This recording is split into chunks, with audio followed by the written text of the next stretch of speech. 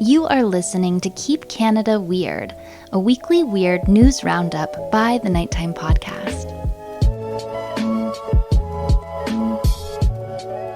Hello, listeners, and welcome back to the weekly Keep Canada Weird discussion series. If you're new here, Keep Canada Weird is the venue in which my pal Handsome Aaron Airport and I seek out and explore the more offbeat Canadian news stories that caught our eye over the past week. In tonight's episode, which we recorded on the evening of May 28th, 2023, Aaron and I gawk at an ugly mermaid in Ontario. We label the man who gave birth to a deer a hero. We discuss the latest stone thrown in the animal uprising, this time by beavers. And we enjoy a slow news day in London. So let's get into it. Handsome Aaron Airport. And how are you tonight, buddy? Oh, I'm wonderful, Jordan. How are you? You know what? I feel great. And I feel quite accomplished. The Keep Canada Weird movement is rolling along pretty hardcore. Yeah, it's catching on. The Prime Minister is excited about it. Very happy with the results so far. The shadow government that stands behind them is also happy with what we're doing. And what we're talking about, for people who haven't seen my social media posts, the Keep Canada Weird podcast is featured by Apple Podcasts. So when people open the Apple Podcasts app, we're right there smiling back at them. And as a result, maybe of that, we're quickly climbing the charts here in Canada. At the time of this recording, ranked 82 in Canada on the standalone Keep Canada Weird feed. That's 82 out of about 40 million. So I'm happy with that. Yeah. 40 million is probably a conservative number. I'd say it's probably more 50, 60, 70 million kajillion. But you want to know what? I always want what? We may have some stuff to be happy for, but there are a lot of listeners that are expressing outrage, which is with what is going on the Apple Podcasts charts. They brought the outrage to me, and I think I'm quite upset as well. We may be 82 in the podcast rankings, but Apple Podcasts and whoever they answer to have us classified as comedy, which is probably a way to discredit us, because obviously what we're doing here would best be described as investigative journalism. But they've thrown a comedy tag on it, and they describe our conversations as banter. Yeah. I was surprised at that too. Comedy. Yeah. I don't like it. And I had a listener reach out speculating that, yes, this is probably a way to discredit us and maybe to give some power to our critics. So are they suggesting Tim Hortons is behind it? Or animals. I think they're also suggesting maybe a letter writing campaign take place to try to get, I don't know, someone's fired from their job or canceled or something like that. But I don't know. I don't know what I think of it. I'm outraged, but I'm going to just let it be.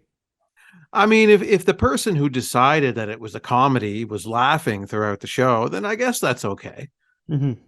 Anyway, I don't want to dwell on it. I'm going to just celebrate people finding the show.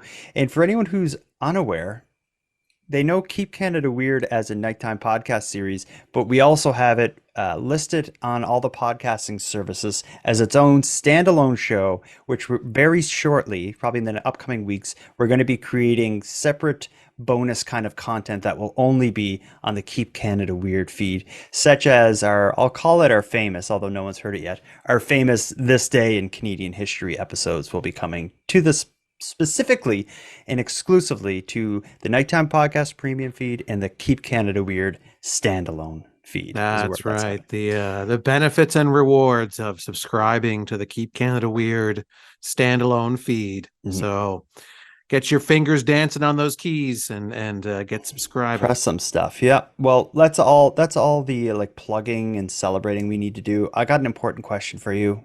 What's new? What have you been doing the last few days? Are you okay? Oh, well, I mean, today was a hot day. It was the first day that, it was 28 degrees or whatever.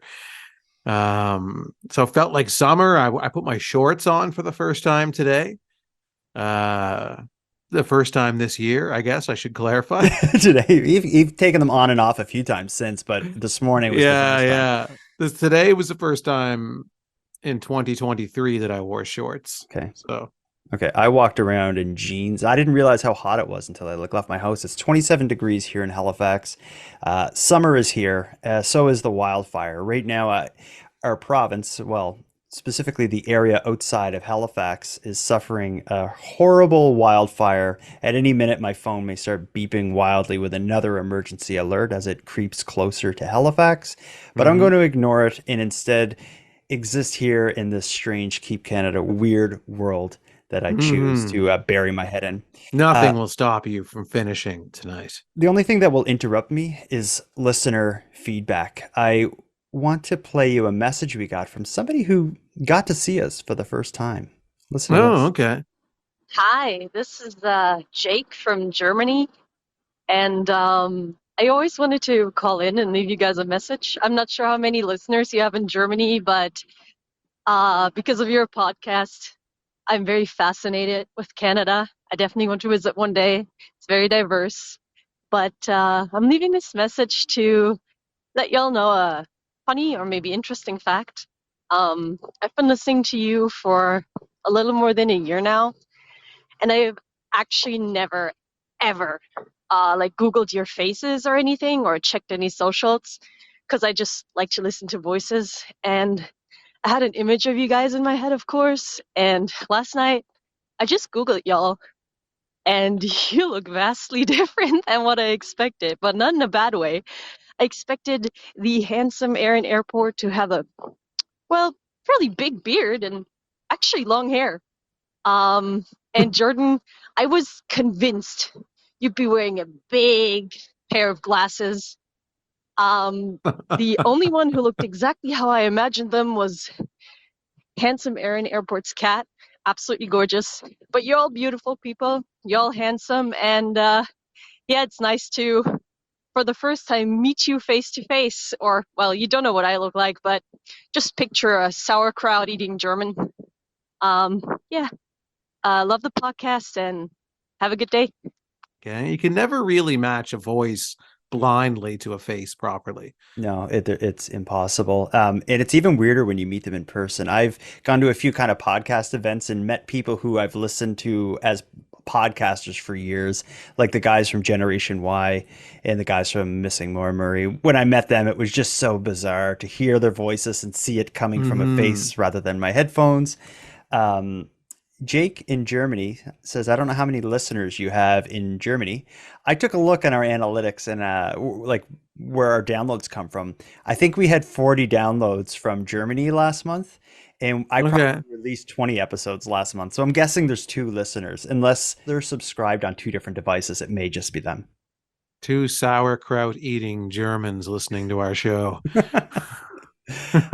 Um, yeah, and that's not the only piece of voicemail. We got a lot, so I'm going to kind of bounce through them before throughout the episode. But I want to play one more. This is in response to something we talked about last week. We talked about a video rental store in Saskatchewan. A listener from Cape Breton, where you're from and I hail from, just wanted to let us know that there are video rental stores in Cape Breton as well. What? Hey Jordan and Handsome Aaron Airport. I'm just calling to let you know that we have our very own video rental store here in Cape Breton.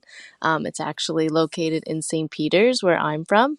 It's called C&M Video. So next time you're passing through St. Peter's, you got to stop in and check it out.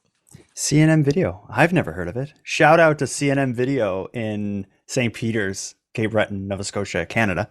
Interesting, because I'm in St. Peter's all of the time, and I'm trying to think where it's at in St. Peter's. The only thing I know about St. Peter's is there's that little hotel place. There's a Tim Hortons that I stop at sometimes driving to Cape Breton. And then there's this really funny store. It's a convenience store and it's called the General B&E store.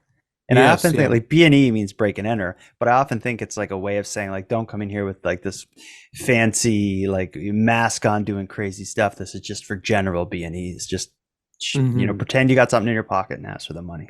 Yeah, you're not stealing millions of dollars here. You're No. just, there's no lowering down on ropes through all these different lasers and everything and stealing a diamond. It's just, It's a general, stealing chips, just general. Yeah. quick B&E. Yeah, a couple of carton of smokes. Let's get to the stories. We got a full card. We have a mission and a mandate to keep Canada weird. And tonight we're going to do it by talking about an ugly mermaid. We're going to hear about a man that births a deer. We're going to hear about a beaver attack, which is quite horrifying. And then we'll celebrate a very slow news day in London, Ontario.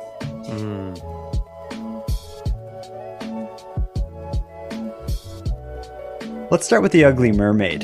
You believe in mermaids? Do I believe in mermaids? Well, I saw the documentary called Splash, hosted by Tom Hanks. Have you ever seen that documentary? No. Is it about mermaids? It's a movie. It's not a documentary. Okay. It came out in the 80s. Way over It's my about head. a mermaid. Yeah, it stars Tom Hanks. I was hoping maybe 15% of the listeners will maybe get the Splash reference. Okay. It's a deep cut from the Tom Hanks IMDb, I tell you. Okay. But you don't believe in mermaids. I refuse to answer, to be honest. Okay. Because the animal kind of uprising, Here we go. if mermaids are real, And then that means they're part of the animal uprising, but are also half human. So what side of the fence do they fall on? I don't want to make them mad and discredit their existence. So I'm going to kind of stay out of the crossfires on that one.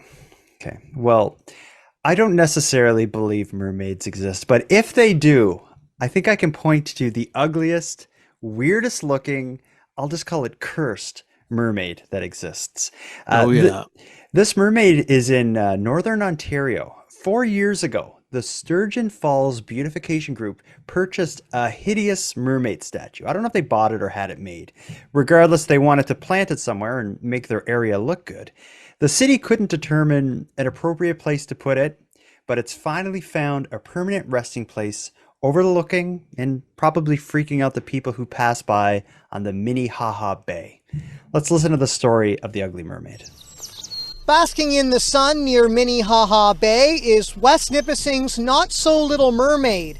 Named Marina, she's 7 feet long from head to fluke, weighing in at about 200 pounds. Our goal is to not only beautify, but to have attractions or things or pieces of art to for people to talk about and to come and see. Marina was in municipal storage for the past 3 years as the municipality and town's beautification group tried to find a permanent location for the sculpture. Until recently, the group found a piece of vacant private property near the bay for her to rest. Residents, people paid for this to see Marina out, and so for our group and myself, it's a relief. Council had a few concerns on whether or not the sculpture should be on municipal property, in fears of the sharp metal injuring someone climbing on it or taking pictures with it.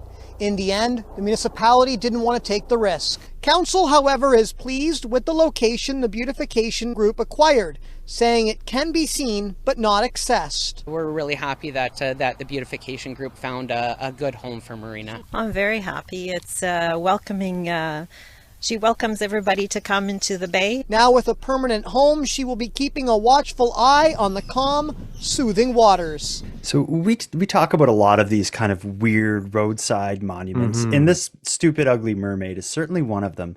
But hold on. Stupid? This ugly. Yeah, I think it's stupid. Let me tell you why. Well, you think it's stupid. Wait, are you saying this mermaid is stupid as in dumb? Like unintelligent, or are you suggesting that just the concept of this mermaid? I think the concept in the way it all came together. Here's my issue. For one, it looks dumb. It looks like a child drew a mermaid and then someone tried to create that drawing out of sheet metal or something. But here's the other thing: is we know about these kind of roadside sort of monuments that people gawk at is people get close to them and touch them, like or get inside them and get trapped or fall off them and break their legs or whatever.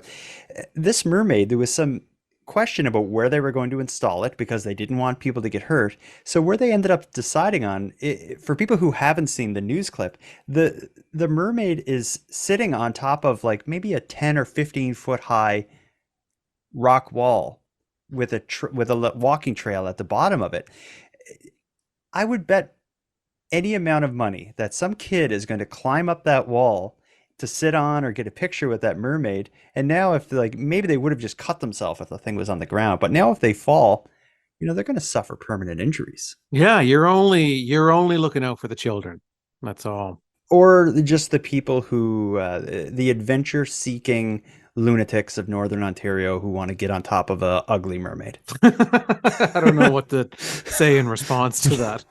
Just let it marinate there. Yeah. This is a disgusting mermaid. I have to agree with you. It looks like Medusa is late for work and just getting out of the shower. It's kind of the only way I can describe it. Yeah, that's the thing. The mermaid does not have its hair done. Its hair is these metal strands that look sharp as hell all over the place. Yeah, blades is the only word to describe the hair. It's just all these blades coming out of its head. Yeah, this thing, like they called it like the beautification project or something. I don't know how they labeled it, but they used the word beautification. Yeah, I disagree. And then this is what they spent their money on. Like this is who approved this? Like who said, yeah, that's it. Let's and it's not big enough to be cool.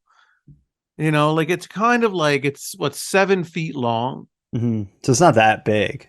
So it's not so big that you're like, wow, that's a really dumb looking mermaid, but boy, is it big. Like it's not even huge. It's just there.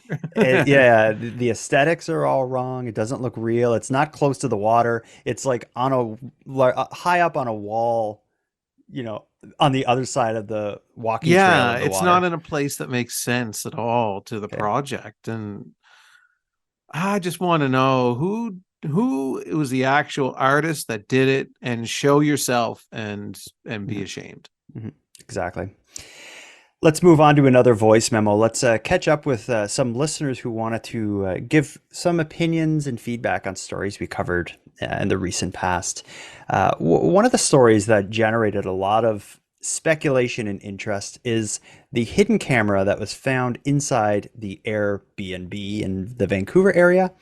A listener named Kat has a theory about who may be responsible, and it's a theory I haven't considered, and I think Kat may be onto something. Okay. Hey, Jordan. This is Kat. Just finished listening to your show with you and Handsome Aaron. I love your show. You two are so funny together. Really. I was wondering about the spy cam and the B&B. Perhaps it might be a cleaner. They go in after every client and clean those places, so you never know. Just wondering. Oh, and a suggestion for, another episode or a show. Fear Thy Neighbor. Wouldn't that be interesting? Okay, thanks. Keep up the good shows. Bye. That's an interesting point. We talked about someone like renting the Airbnb, installing the camera, and then renting it again several months later to extract the videos of people using the showers and bathrooms. We had talked about whether or not it's the owner of the Airbnb who could be doing it, but I never thought about many owners will hire a cleaner to come in after every guest to turn over the place for the next guest. And, and then on top of that, I'm sure there's cleaners who do multiple Airbnbs. So they could probably buy 10 of these spy cam packs on Amazon, and they could have hours and hours of people showering and using the bathroom. And then drying off afterwards. Oh, I guess that would be the sexier part if you were into that. Well, I don't know about sexier, but definitely more revealing. But the shapes, like my body goes into different contortions when I'm drying off because I'm trying to reach every area. I wouldn't say it's exactly angelic or sexy or anything anybody wants to see. In fact, it could even be argued as a punishment to anybody who did install secret cameras in any Airbnb bathroom that I'm renting. It's like I had to sit there and watch him dry himself for 45 minutes. Like he dries longer than he showers. And the positions he gets into is no human being should get into those positions. Let's hear a theory that a listener named ND has about the mass scratching of vehicles in Port Coquitlam, BC that we talked about last week. Hey, Jordan and Aaron. Thanks for keeping her weird, boys. But listen, I got a theory on this lady who's keying all the cars. Yeah. Clearly, she's a drug addict. And It just so happens her drug dealer is a body shop guy in town. And, he does all the body work for these car dealerships. So she can't pay her bill. So the only way she can, pay him back is by keying all these cars and getting him thousands of dollars of work. And, that's obviously what's going on there. Anyway, till next time, keep fit and stay weird. so I think they have a great. The whole delivery of his voicemail sounded like he was like we were interrupting him while he was doing paperwork. He was eating as he was leaving. Like I was picturing him at a desk, and he's like he's doing this really complicated paperwork for his job, and he's like, hey boys, listen, yes, I do have a theory. 1 second. Anyway, it's it's her dealer.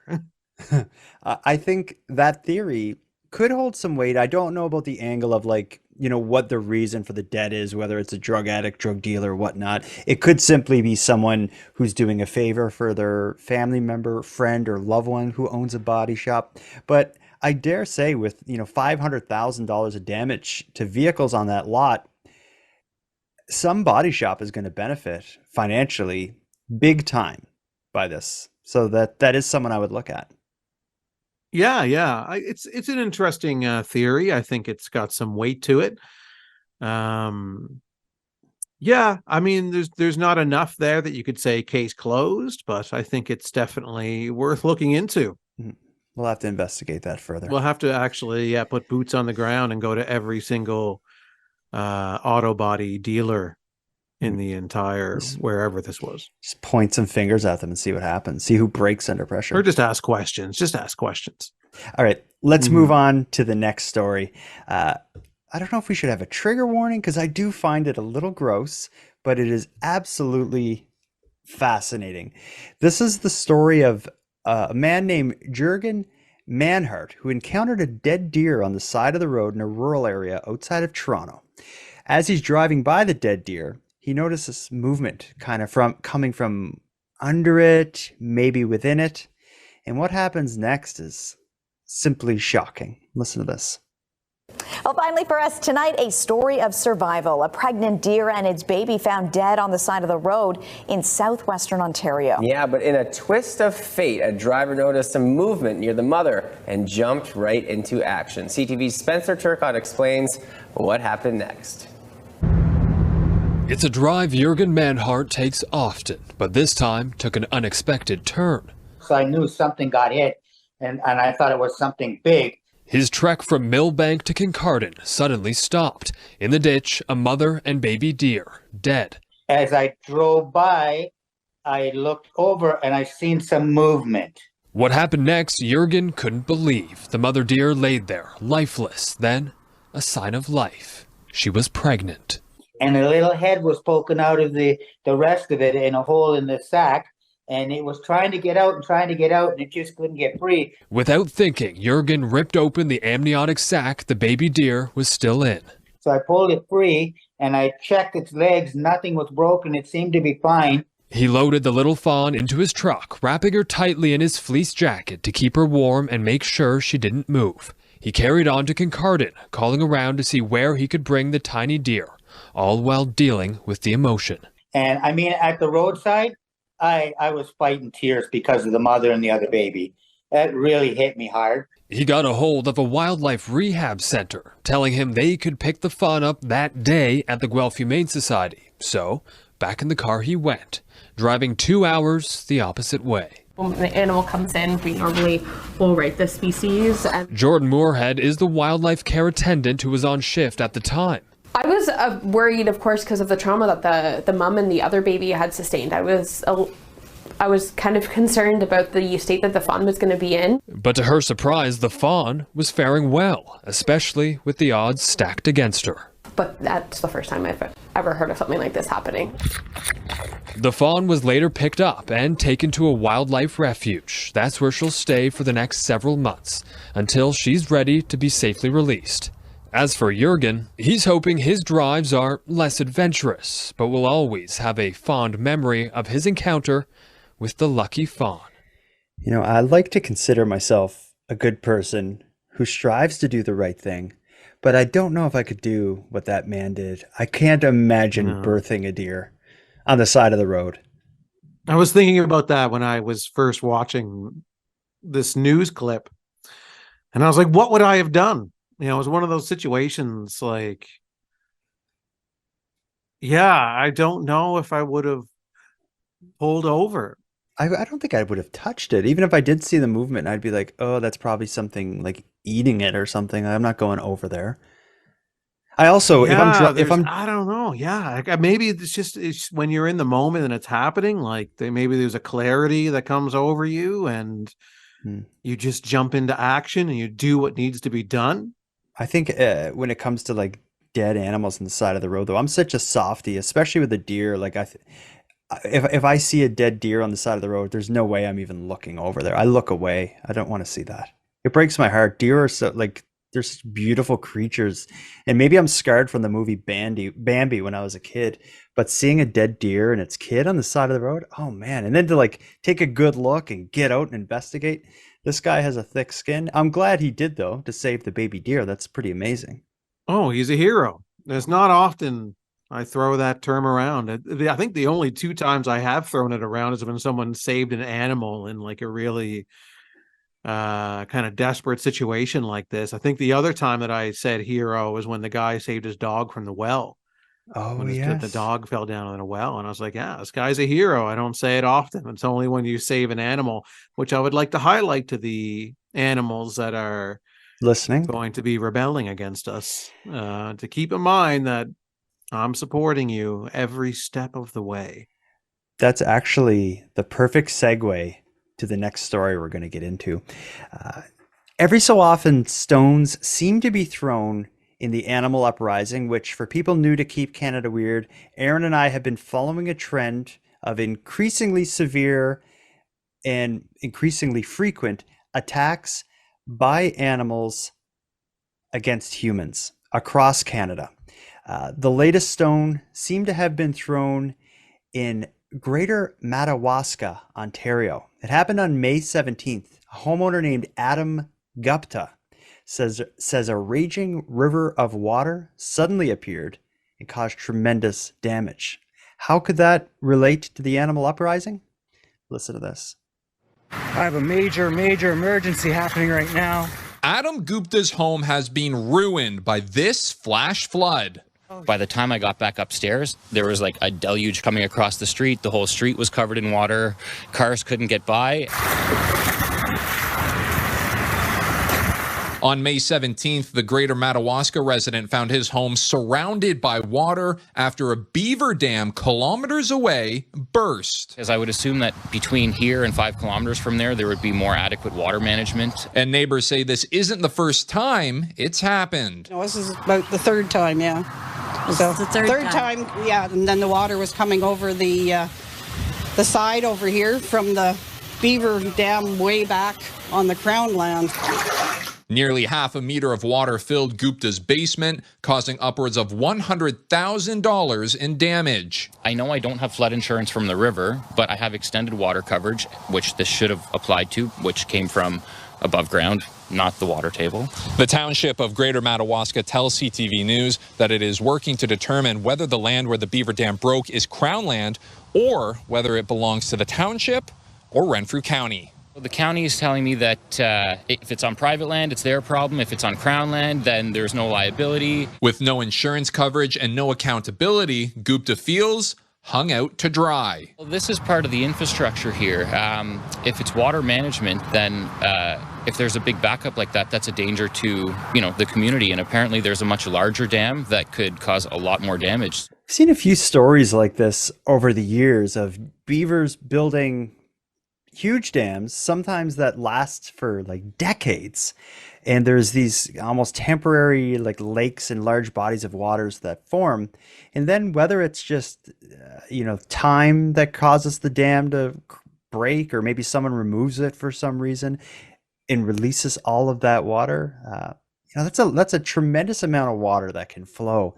But given the context of our discussions and what we know about what animals are doing here in Canada, I never thought that the beavers are almost like the animals, like military engineers, build dams, gather water, and release it and weaponize it. Well, every animal is going to use its own particular evolutionary skill to attack humans or disrupt our society. You know, as right now, these are test runs that we've talked about. These are just the animals dipping their toes in this idea, trying out different things that work, what doesn't work, until the full scale invasion happens and they completely take back the land from us. Mm-hmm.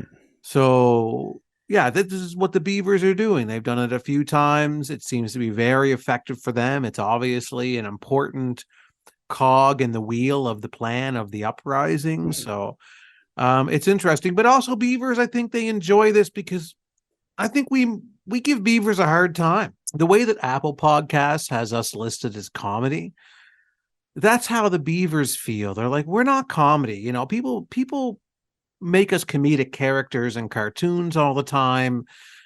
People make fun of our teeth all the time. They think we look silly. They don't take us seriously as a threat. Mm-hmm. And this is the kind of threat we can be. Like, we'll cause $100,000 worth of damage to your home. To that one house, but it's flooded to that the whole one street. house. Yeah, absolutely. And it only takes like 2 or 3 beavers to do that. So if the beavers across Canada got together and they said, you know, now is the time to go. Yeah, that's a big problem. But what you said with the different animals using their unique skills and weaponizing those skills as a way to attack the humans. Yeah, last week we talked about a bear using its mass and its dark color as a way to get in front of a cyclist and just, you know, be a wall. But use its size to its advantage, obviously, its strength, We've covered stories of birds flying from above and attacking humans who are unexpectedly just walking down, you know, a nature path or preserve. Yeah, there's it surprises me that the rest of Canada doesn't see what the Keep Canada Weird resistance sees. Yeah, no, it's happening. It's like this dam thing has happened 3 times in this area. That's not just coincidence. This is strategic. This is planned, premeditated. The beavers are tired. You know, they're tired of being thought as lesser. We have 2 listener feedback, comments, opinions that relate to the animal uprising, and now's the time to play them. First is a listener named Nicole who's commenting on the cyclist striking the bear. Hello, guys. My name is Nicole. I'm from Ontario. I'm also from Nova Scotia and love your podcast. Been listening for a super long time. My comment is for the Keep Canada Weird May 25th episode, where you were talking about that guy who in BC rode his bike into a bear. You guys forgot to mention the number one most appalling part of the whole article was that the guy was injured, probably smashed up his bike. The bear came back and he's like, let me borrow your e-bike. I gotta go. I gotta get out of here. And he left that guy alone with no way of getting out of there with the bear. Anyway, I couldn't believe it.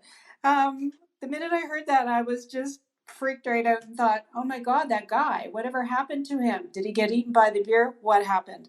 Anyway, just thought I'd let you know. And Aaron, don't worry about being salty. Most of us, I'm sure, who are listening to these episodes, love your perspective and who you are. Keep it going, guys. Love it. Thanks. Bye. Yeah, I think when we had that discussion last week, I intentionally didn't get too into the man who was left behind because I like to keep these discussions a little light, and I think it's pretty obvious that man was eaten alive. Brutally eaten, not just consumed, devoured. Mm-hmm. Would you say? I assume because he was able-bodied, he was able to climb a trees. Like, you take my e-scooter, and most of all, I don't just protect the e-scooter. Don't so much worry about protecting yourself. Make sure my e-scooter makes it back to town safely, I'm able-bodied, I'm gonna go climb a tree. They have to get a better word than like an e-bike and an e-scooter. That just sounds ridiculous. That's like the pocket protector of transportation. Like I'm driving my e-bike and I may stop and have some of my e-cigarette. Like it just sounds so stupid. Yeah. Everything about me is e. Yeah, my e-reader and I on my e-bike. Yeah. So lame. Well, it's a pretty solid letter in the alphabet. It greets you, A, B, C, D, E. Another commenter about the animal uprising.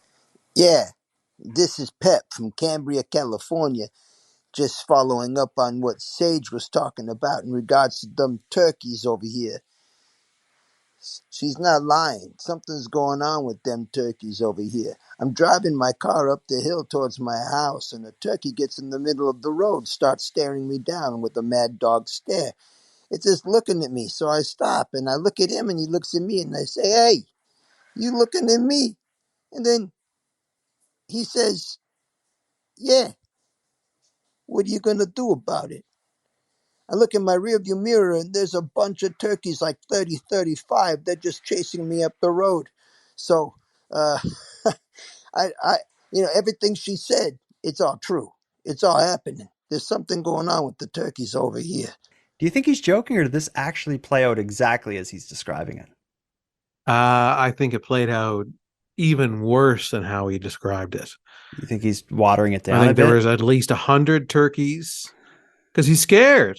And he's like, this really happened to me. And he trusted us to call and get this off his chest to us. That's a real big responsibility that we have to take on. We have to listen. We have to understand, show sympathy, and not kind of cast him away to say, we don't believe you, because it's happening here. We see it every week. We talk about it. So I believe you. And I believe there are probably even more turkeys than you're even saying that there was. And I don't believe you're a turkey.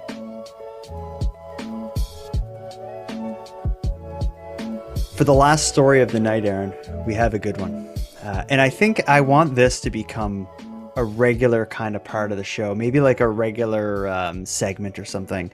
Because in going through the Canadian stories to try to find what we're going to talk about and what we're going to highlight to further our efforts to keep Canada weird, every so often I notice I come across a story where I'm like, must have been a slow news day there. But I don't think I've ever seen as slow a news day as evidenced by this story I found in London, Ontario. Do you know what I mean by like a slow news day story? Oh, of course, where it's like we've got nothing else to talk about, so we're going to cover this. There's a bake sale.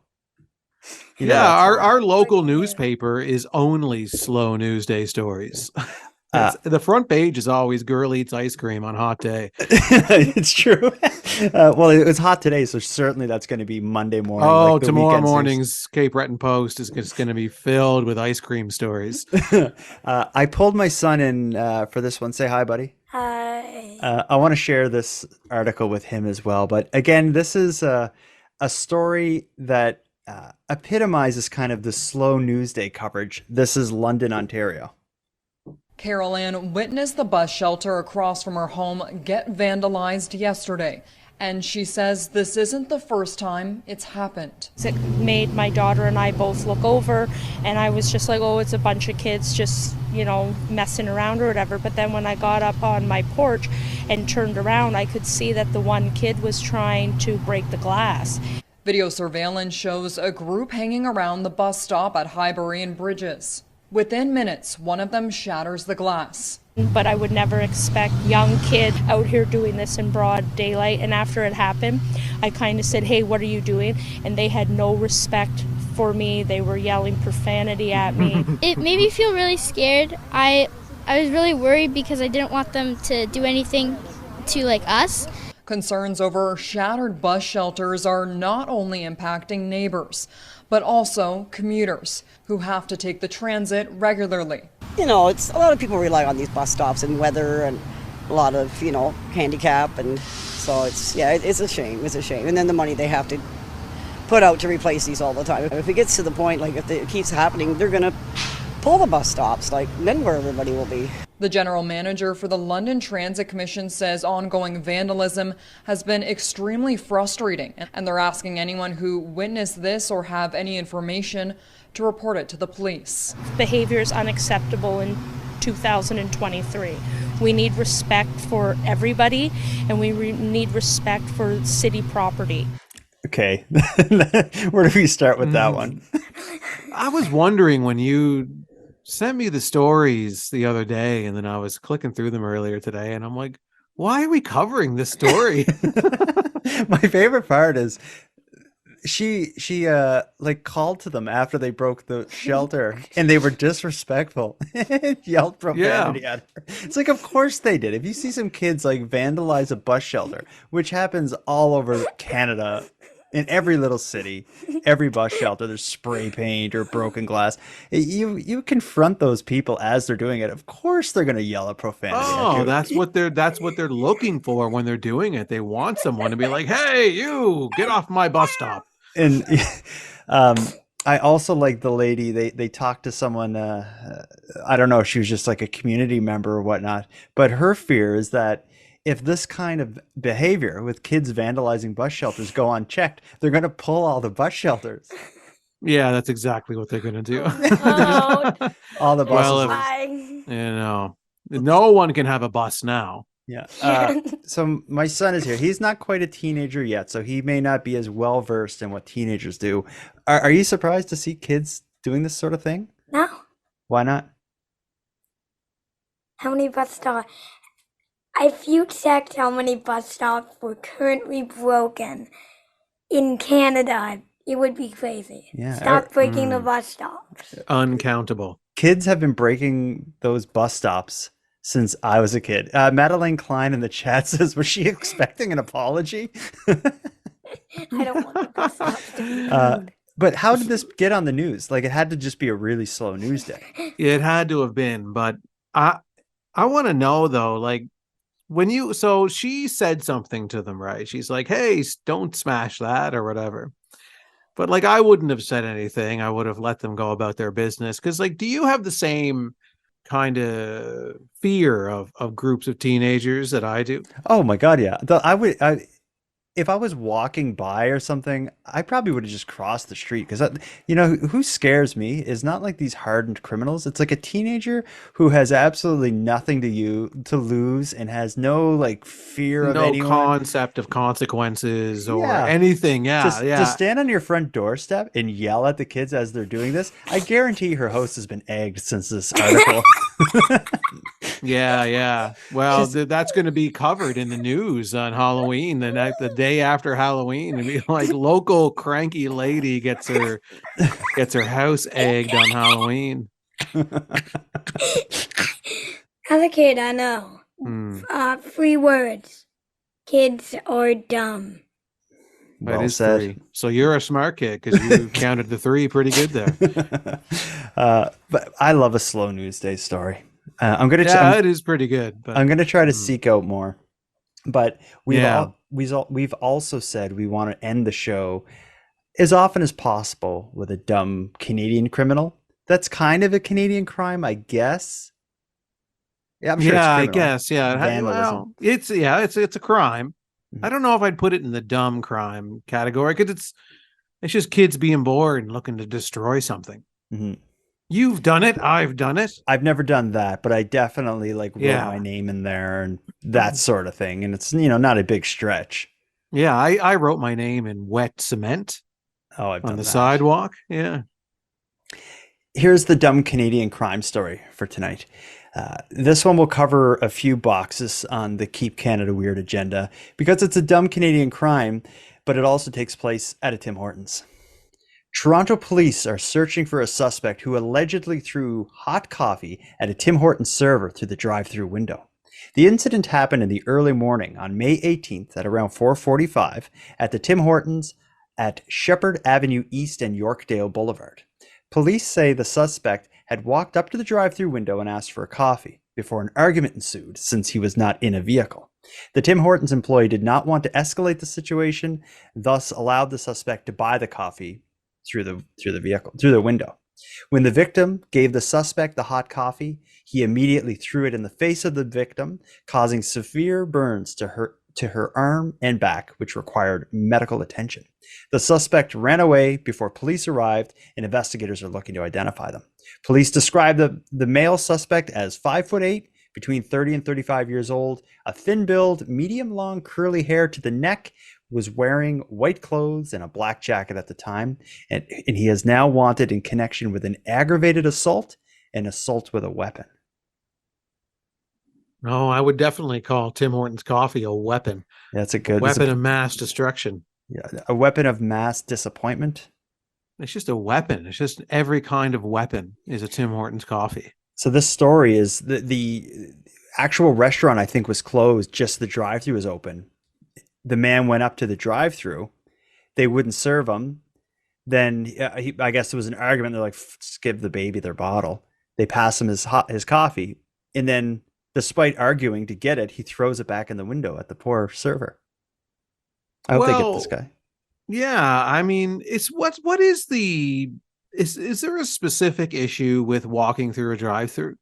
I think it must be a liability thing because it's like it's designed for cars to pass through. Maybe, you know, they don't want someone to get hurt or something. I don't know. I don't get the big deal. Yeah. Well, the thing that sucks is that, you know, if you're leaving the bar, you know, it's the early morning hours, as it was stated in this story, and you're starving. The only thing open is a Tim Hortons, but it's only drive-through. What are you going to do? Yeah. I don't really see the big deal of with like serving them. They should have a walk-up window as well, maybe. They should, yeah. They should have one window that's dedicated to walk-ups. But maybe they don't want to deal with walk-ups because maybe having it is like, we'll serve you and we'll deal with you in the middle of the night, but you need to at least be like, have your stuff together enough that you can be in a car. Yeah. See, I've called taxis to go and get drive-through.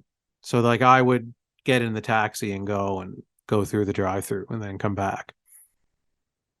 If, you know, not having a car, but being hungry, and drive-through is the only option. I've never wanted a coffee that bad. Not a coffee, a fast food. Okay. Yeah, I can see that. I could see that.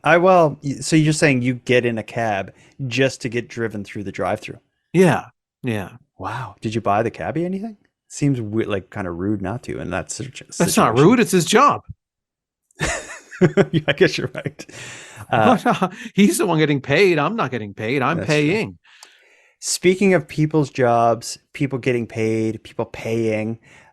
One last listener voice memo of the evening. This is giving even more, or adding even more to the discourse that surrounds Ava James, who is the teacher's assistant in British Columbia, who moonlights as an OnlyFans raunchy content creator. Hi guys, this is Summer from Calgary. I'm a brand new listener. I don't get the joke yet about Aaron being attractive, so I'm not going to comment on it. But I did want to talk about the story you guys did about the teacher's aide in BC who might lose her job for being on OnlyFans. Now, I wouldn't even necessarily consider myself, air quotes, progressive, but I agree with both of you. I think it's ridiculous that this is even happening. It's okay for her colleagues or for whoever stumbled upon her account to be watching OnlyFans, but this woman who's just trying to provide for her family might be fired over it? It's ridiculous. I'm with you guys. Cheers. That's more support. More support, yeah. Well, Aaron, we've been at it for about an hour. We found quite a few interesting stories by combing through the last week in Canadian news and experiences. I think we could start wrapping this up. Is there anything you want to say before we put a bow on this thing? Put a lighthouse on this thing? Put a lighthouse on this? Yeah, just because every like East Coast thing is a lighthouse. I just feel like that's like something to say. Instead of a bow, a lighthouse? Put a lighthouse on this cove. Well, maybe to a mermaid, a lighthouse is a bow. Yeah, exactly. Yeah. I don't know where you're going with the lighthouse thing, so I'm just trying to connect it in some way possible. I'm just thinking like of Canadian things. Like our lighthouses aren't Canadian, but they're associated with Canada. like every drawing or painting Certainly, of like certainly in Atlantic, Canada. Yeah. Yeah, that's right. It's not a Canadian thing. I'm stupid. It's like in Nova. I'm forgetting I'm in Nova Scotia. You're as dumb as a mermaid. Let's wrap this up for listeners that are old to the show. We have a standalone Keep Canada Weird feed that's now available on all the podcast platforms where we will be adding additional content for you. If you have any ideas of what you would like to hear, or if you'd like to take part in any way, let us know. If you have any feedback on these stories that we discussed tonight, want to comment on our appearances, or say anything for that matter, go to nighttimepodcast.com/contact, because we want to include the Keep Canada Weird community, or Keep Canada Weird resistance, whatever we're going to call ourselves. We want to include all of them and all of us into the show. Mm-hmm. Yeah, and stories of scary groups of teenagers. Let's take those. That's a good idea. Madeleine Klein and I do a series called Encounters with Creeps, where we talk about like people who've had encounters with, creepy people, like catcalling that's gone too far, or a neighbor that's just creepy as all heck. Maybe what we could have here on Keep Canada Weird is people could share with us stories of teenagers that were unruly or maybe were misbehaving. Yeah, groups of teenagers. Not just individuals. Yeah, not just individual. No, that's too broad. We want groups of teenagers you've encountered who are unruly. Like nothing violent in some way. Just yeah. Keep it cool, but like where you felt threatened in a pathetic way. Aaron, until next time. Jordan, until next time. If you see a dead animal, take a closer look. No, that's gross. Jordan, until next time. Under the sea.